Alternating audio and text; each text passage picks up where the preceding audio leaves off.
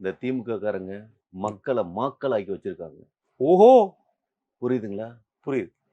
அதெல்லாம் மாத்தி அமைக்கக்கூடிய ஒரு சக்தி படைச்ச ஒரு தலைவன் யாரு? யாரு? எங்க தலைவர் மட்டும் தான்.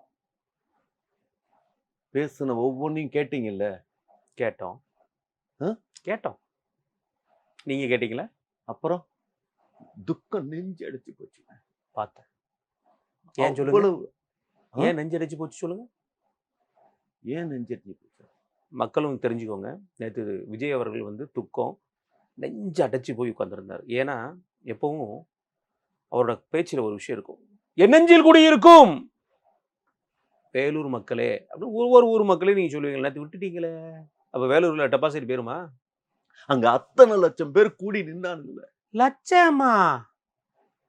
Bro, strong bro.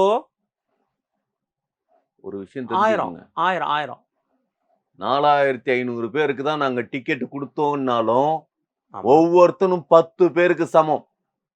புரியுதுங்களா? சாதாரண கிடையாது. இதுதான் உங்க ஸ்ட்ரென்த்தா? இதுதான் ஸ்ட்ரென்த்தாவா? 1x10 நல்லா இருக்கியா? எங்களோட தவேக கட்சிக்காரன் ஒரு தனி மனிதன்ட்ட போய் எவனாவது ஒரு 10 பேர் மோத சொல்லுங்களேன். 10 பேத்துக்கு ஒருத்தன் சமம். ஒரு ஆளு அடிச்சானா 10 பேரையும் அடிப்பான். எங்க தலைவன் சினிமாவில பாத்துருக்கீங்களா? ஒத்தாளு எத்தனை பேர் அடிக்கிறாப்ல? பார்த்தோம் நேத்து. அந்த பெரம்பூர்ல ஆதவ அர்ஜுனா பேசினார்ல. டோரை திறந்தாலே 10 பேர் போவான். இந்த டோரை திறந்தா 15 பேர் போவான். இதுதானே கதை? உங்களுக்கு அதெல்லாம் பொய்யா நினைச்சிட்டு இருக்கீங்க. அதெல்லாம் டூப்பு அப்படின்னு நினைச்சிட்டு இருக்கீங்க. உண்மையிலேயே அந்த அளவுக்கு இறங்கி அடிக்கிற ஆளு எங்க ஆளு. புரியுதுங்களா? எதுல? எதுலயா? என்ன இப்ப அடிப்பாரு? இத்தனை கட்சிக்காரங்க இருக்காங்களே, பிஜேபி வரைக்கும் மத்திய அரசு எவனாவது நாங்க சவால் விடுறது மாதிரி திமுகவுக்கு சவால் விடுறாங்களா?